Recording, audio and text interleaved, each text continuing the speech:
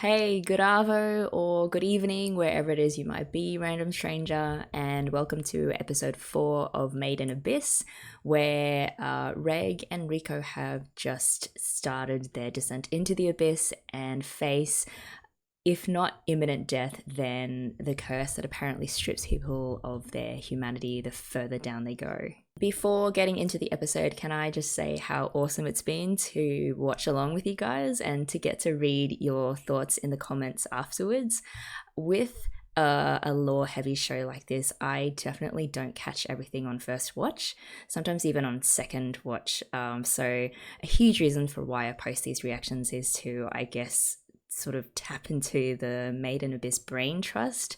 So there were a couple of great comments in the last video that helped me think through two of the broad issues that I threw out, and I just want to quickly flag those here. The first was getting a grasp on Orth society and how different or how much more brutal it is, say, compared to a modern liberal democratic one. So David Garcia brought up the example of past frontier mining towns where things like morals and ethics take a backseat to commerce. And Eikenskjaldi, and I'm so sorry if I murdered your name, but they similarly they drew on some great comparisons between how kids in 19th century England or Australia, for example, would be sent down coal mining shafts, and how there really wasn't a concept of a child, let alone the concept of children deserving any sort of special protection, all of which makes sense to me in terms of the world of Made in Abyss. So Gosuto 15 also made a good point on the orphanage in that it can be seen as a place where kids are given a roof over their heads and an education, and they're taught incredibly valuable cave raiding skills, which are very valuable, particularly in a society where the entire economy revolves around mining relics from the abyss.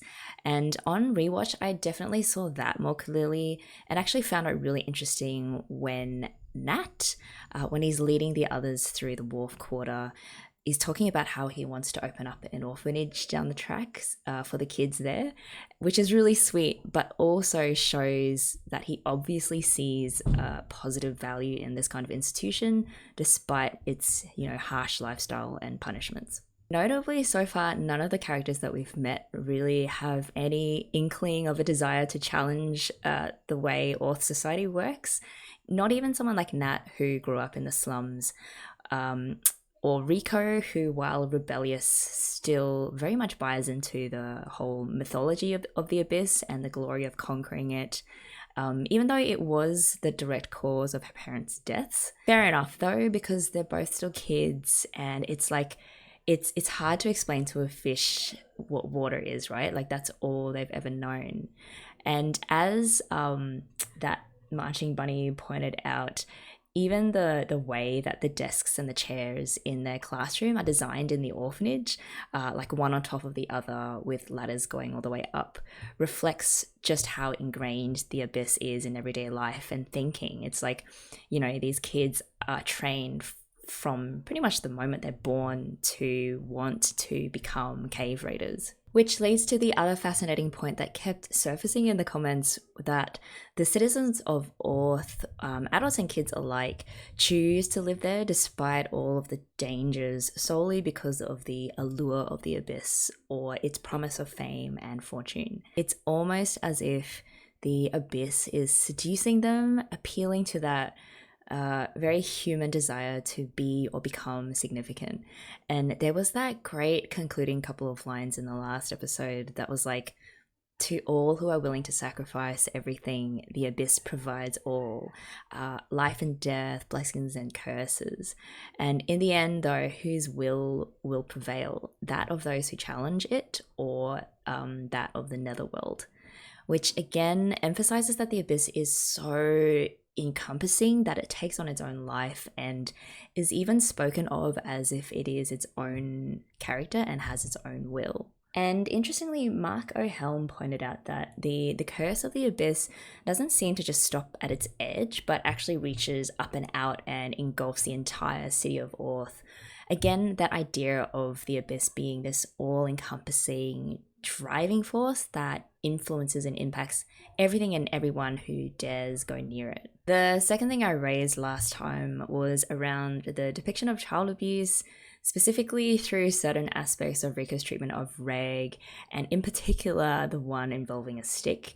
And I really appreciated being able to read from you guys different views on this, because I think it's just one of those things, right, where you can get 100 people to watch a certain segment of the show and you'll get 100 different takes on it, most of which will fall, I think, within a reasonable bandwidth of different opinions. So thank you, Jason Brennan, for mentioning that in the manga it's made more clear that it was more of a medical checkup type procedure in order to reactivate an unconscious Reg, which is plausible to me and is quite different to what was shown in the anime. So yeah, I'm grateful for that extra contextual information. I think the position I'm at right now is in line with what Joseph Nied wrote, that there are definitely reasons we can come up with for why Rico treated Reg like that and did what she did, particularly knowing the kind of tough society that Orth is, as well as how, as Arjun Jung pointed out, Rico is extremely curious, a little bit insensitive, and doesn't really see Reg as a human. But in terms of real world writing choices, would I personally choose to write in detail the kind of abuse that takes place, or place an almost unavoidably sexual lens on kids, even if done as a joke? I think that is a serious matter entirely separate from the in-show narrative, if that makes sense. Put another way, it is possible to depict a fictional society that has vastly different and even shocking moral values without being gratuitous or, I guess, cavalier in portraying child abuse. And I'm kind of glad to see a few of you saying that the anime at least doesn't appear to cross any red lines in regards to that. So a slight sidebar on the whole Rico not seeing Reg as a human.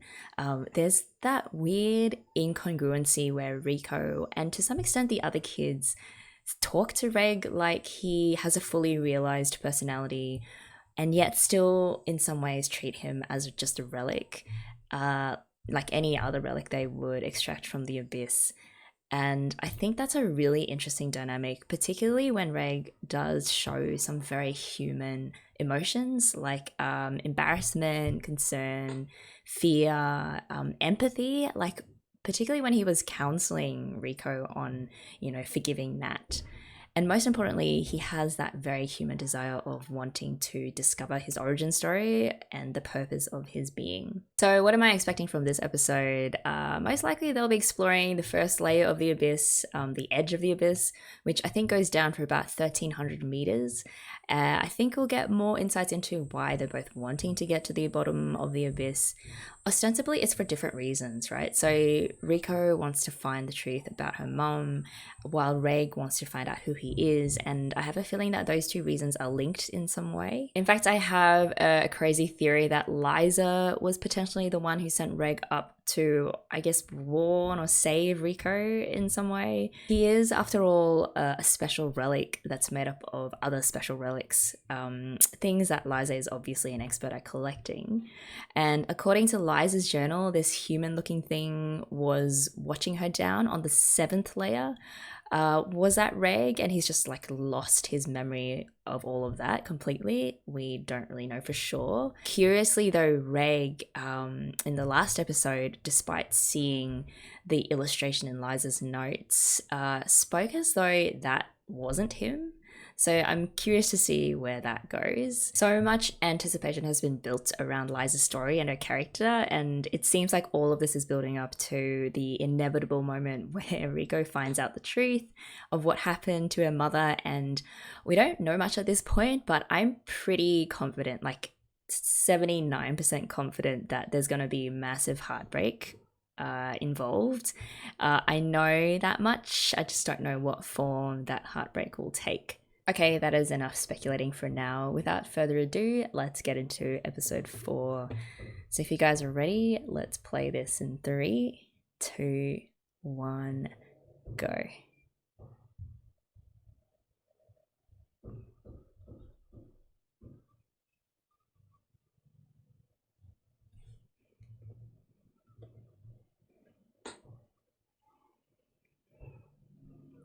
So they'll be sending those mail balloons.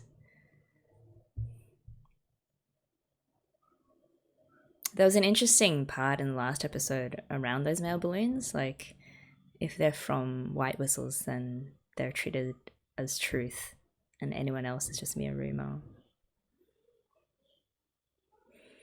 Hope and despair. I have a feeling there's probably going to be more despair. Yeah, see that? There's this quick shot of the, I think it was the star compass. I'll have to see if it pops up again in this opening, because that seems to be a pretty important thing. And I suspect that that's what was in the box that Reg found at the end of last episode.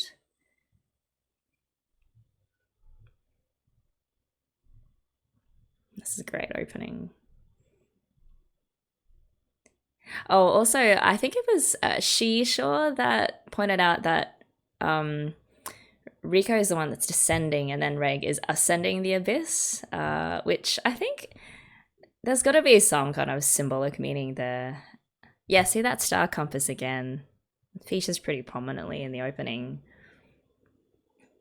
But yeah, so the fact that they're meeting in the middle, and I don't know, I feel like descending the abyss has been intricately linked with the whole losing your humanity thing. And ironically, Rico, who is the human, is arguably less human-like than Reg is, who is apparently a robot.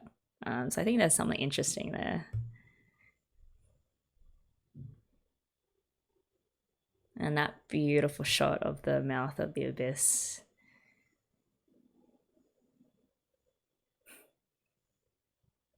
Right, the edge of the abyss, so yeah, this is the first layer.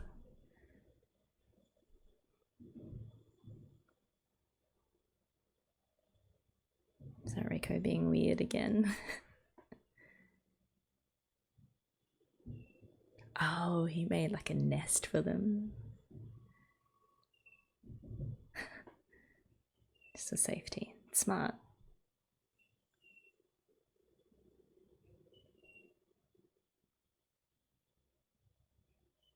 Also, he's very human in that he needs to sleep and eat, I guess.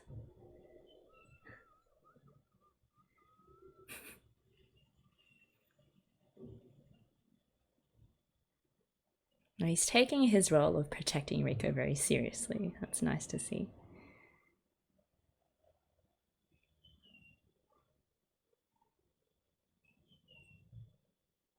And he has a warm belly.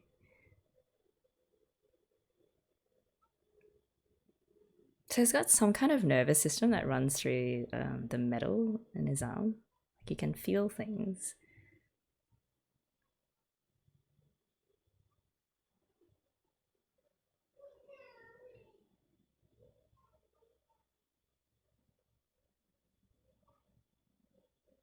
So about halfway down the first layer.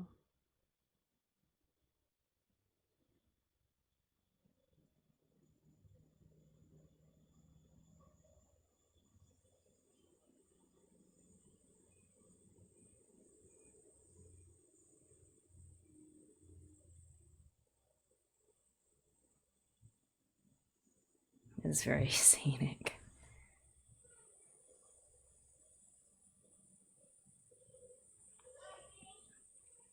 The rock arc.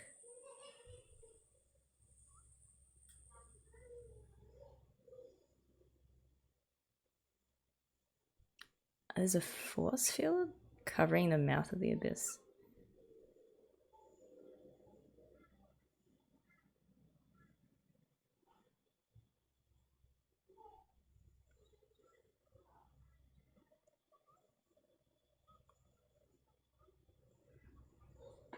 So this is the overly optimistic stage. Everything's good so far.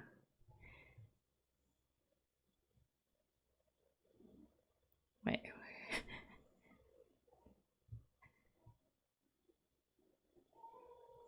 What do they eat? Do they hunt for things? Do they eat the monsters?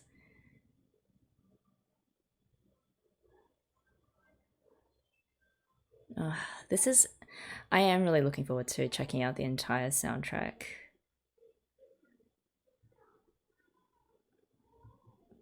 Okay, a normal looking fish. Not some mutant sashimi.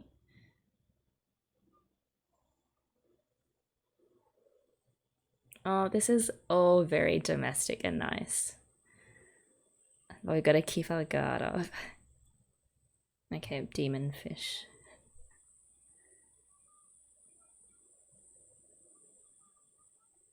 Eternal fortunes, herbs. Oh, that looks so good. That is a feast for, you know, what is meant to be a dangerous mission to the depths of the earth.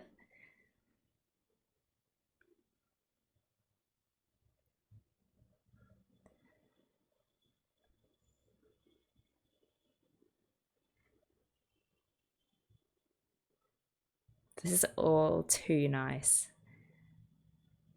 Ah, that's the star compass.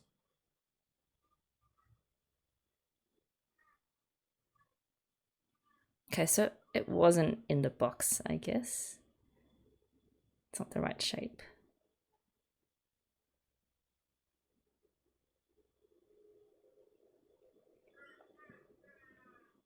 Yeah, so everything we know to this point about the star compass has all been from Rico's perspective, like how it helps you find the truth of the abyss or something.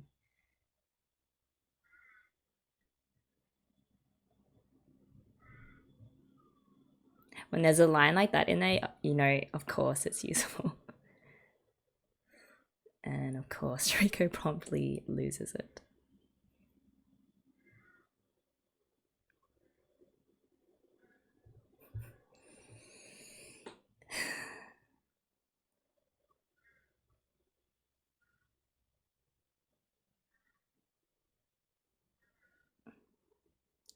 Like Reg.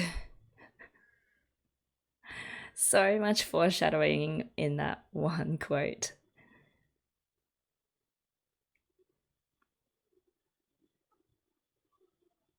Actually, all of the relics that they take. Oh, yeah, that's the box. Maybe it punishes humans for taking so many of its precious relics from it.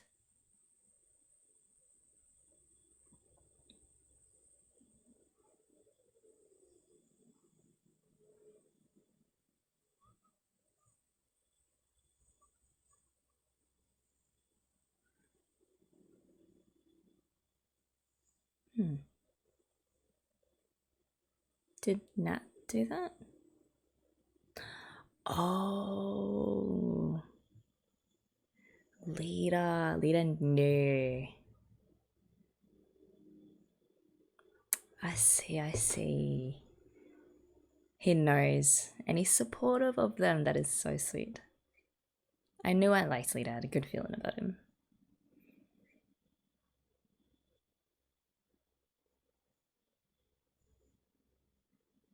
Is he like yelling at her through the paper?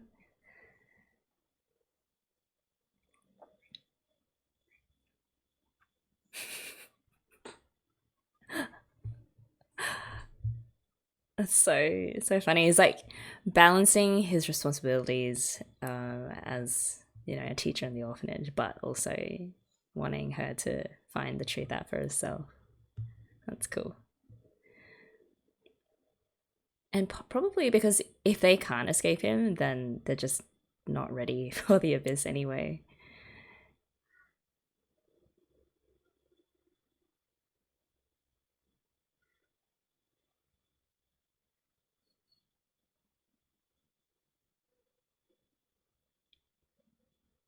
Yeah.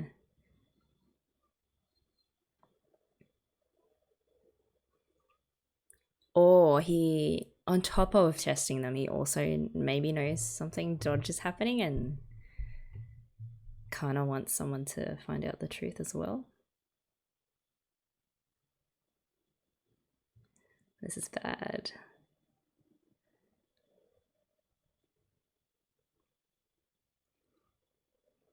Ugh. Ugh, many-legged thing. Yuck. Looks like a huge praying mantis slash spider.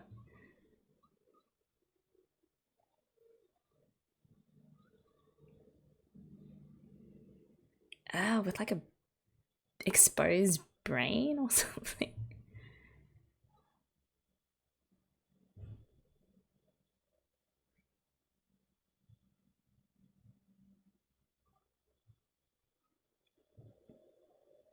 That'll be child's play compared to what they're gonna find later.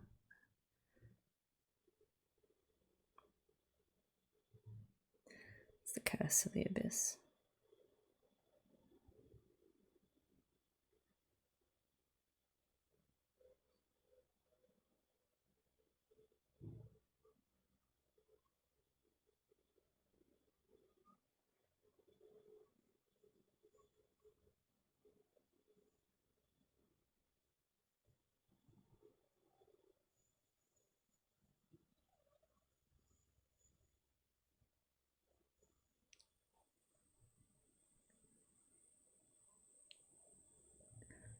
Oh, is that kind of like a Stonehenge kind of thing?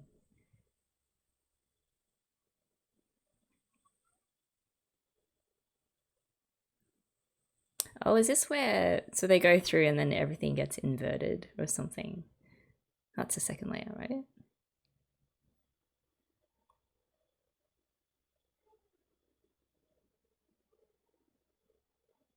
Oh, memory flashbacks.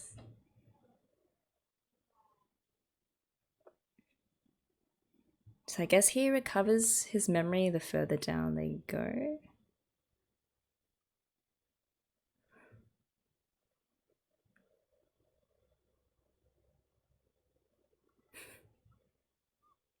He also pees too. That's interesting.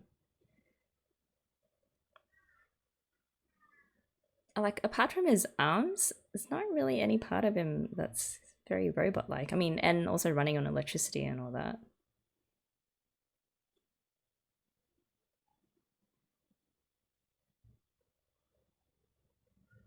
Of course he was.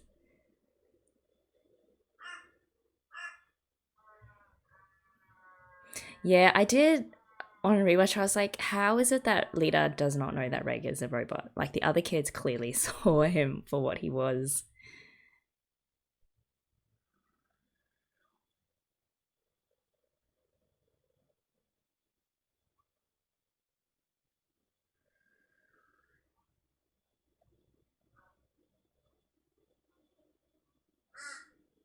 It's not a monster. Monsters aren't subtle, it seems.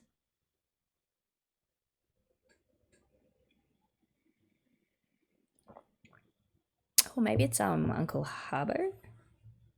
It's kind of saying goodbye.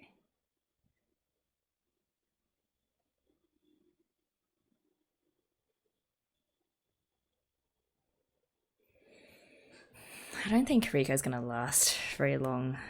Yeah.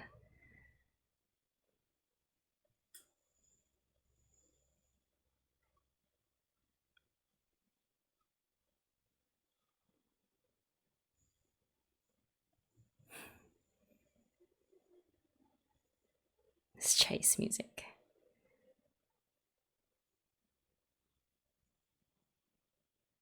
Yeah, it looks like Uncle Harbo.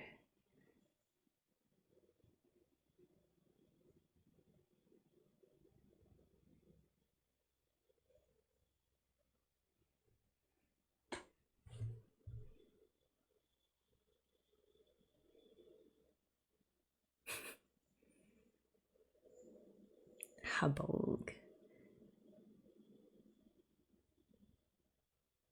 Oh, so his skills surpass that of a black whistle. He's so huge. Oh, he knows.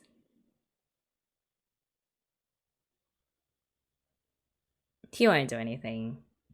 Oh no. That was not cool, dude. Okay, again, yeah, things like that. The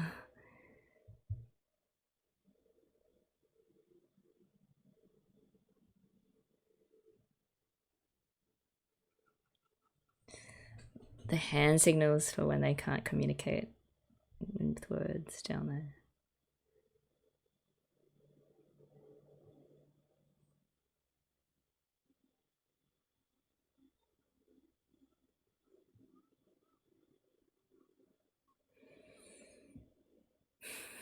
His PJs.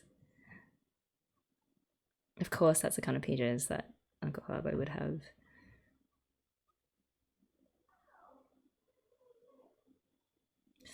I don't know if this is gonna bite them in the butt later.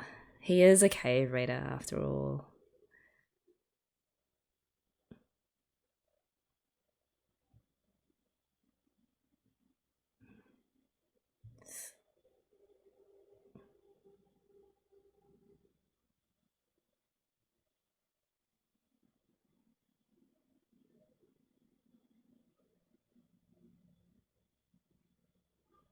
Do you really just want to look? I don't know. It seems like if you work as a black whistle, then you're also obligated to the government and you have certain, you know, reporting obligations and stuff. It just seems like a pretty harsh code of conduct.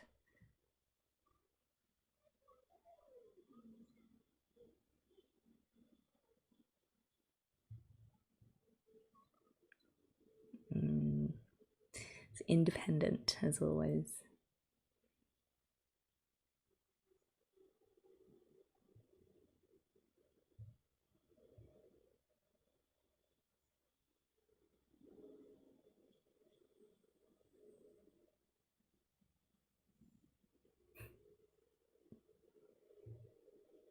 Maybe they can signal each other from afar.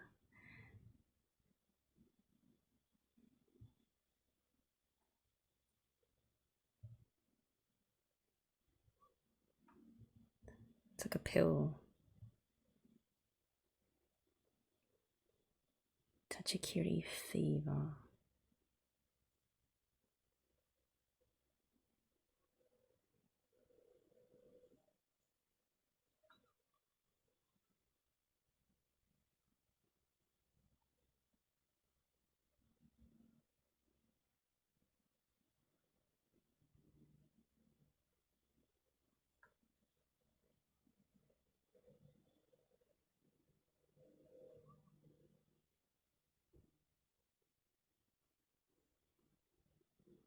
The unmovable sovereign. Oh, the person who helped Eliza. Yeah.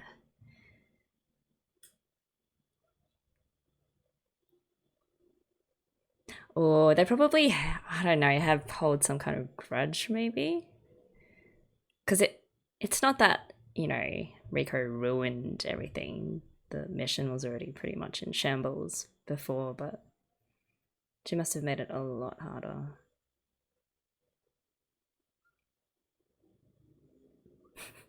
Yeah, it's not gonna be a happy meeting, at least at the first time.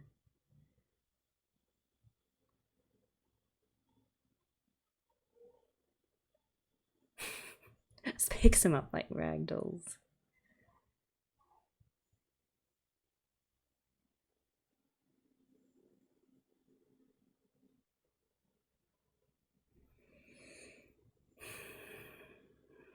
I hate all these farewells. So much foreboding in what they say. It's like, you'll be fine. We'll see each other again.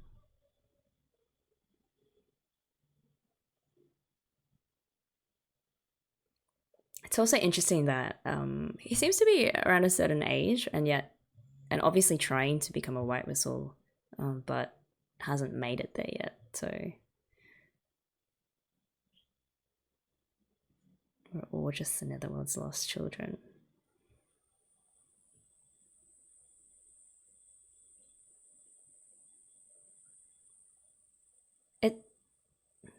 Yes, they even speak as though they all belong to the Abyss, which I guess they all kind of do, because again, all their lives is devoted to, in some way, to the Abyss.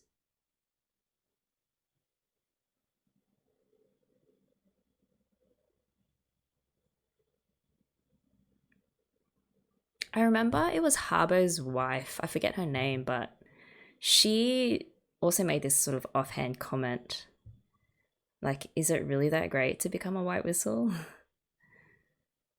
So there are some people that question the whole system and their values, but more so as an offhand thought, not so much as a actual revolutionary, force.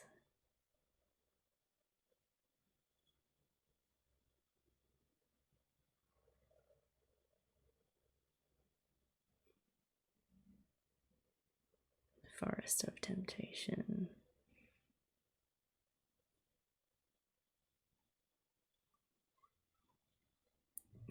Just, you're too happy, Rico. The happier you are, the worse it's going to be in later.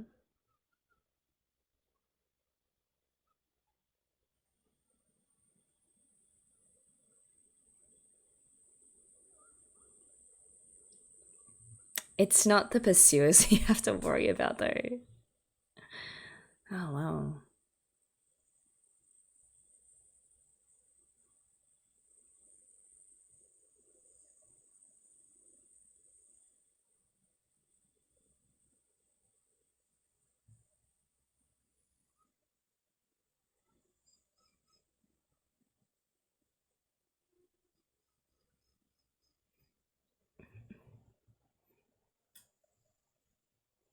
Mm-hmm.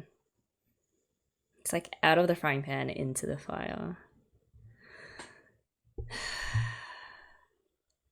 And then you have this like happy ending song.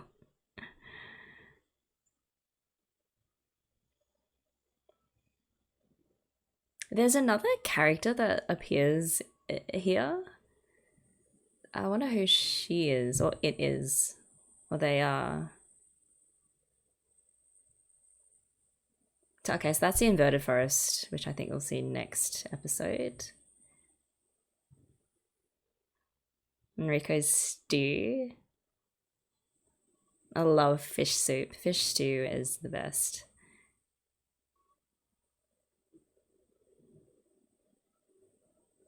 Yeah, that character. They look amazing. Kind of a beast type character.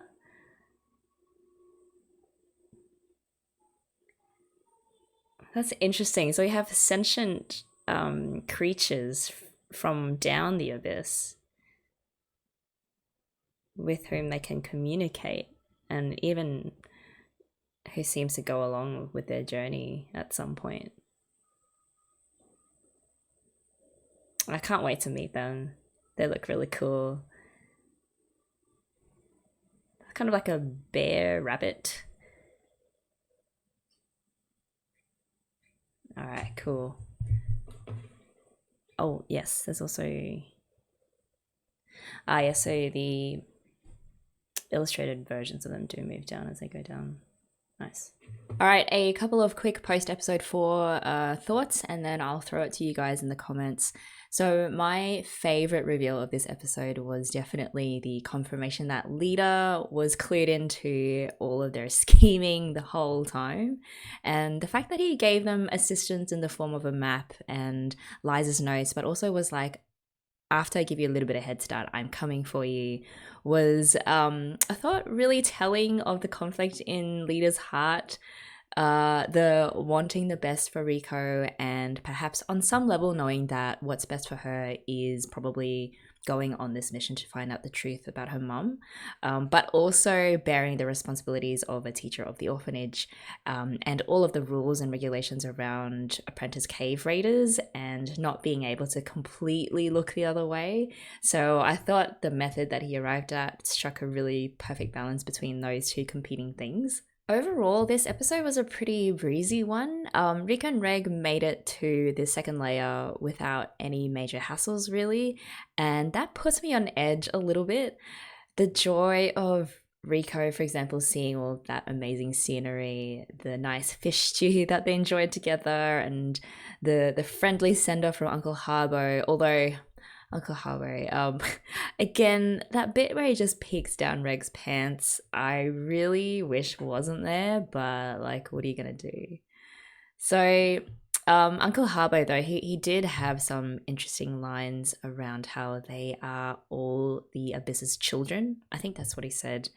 And for someone like Harbo, who continues to aspire to be a white whistle, even despite his age and the obvious time that he spent as a cave raider, he really seems to embody the typical Orth citizen, one who has swallowed the mythology and the draw of the abyss hook, line, and sinker. For the next episode, really, I'm preparing my emotional armor for what might come next, or like we may just get another exciting, if dangerous, tripes through the second layer. I'm very much looking forward to seeing the inverted forest and how all that works. There was also something really interesting about a force field in the abyss, which at first I thought was some kind of force field created by the humans to guard the abyss or something, like the entrance to it.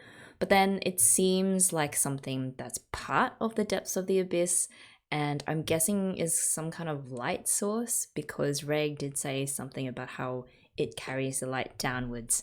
So yeah, I would love to find out more about that. That is it for episode 4. Thank you so much for watching with me, and I feel like we're still gearing up for something major in the coming episodes, and I'm looking forward to discussing that with you when it does come. So until then, make sure you're taking care of yourselves, and I will see you all soon.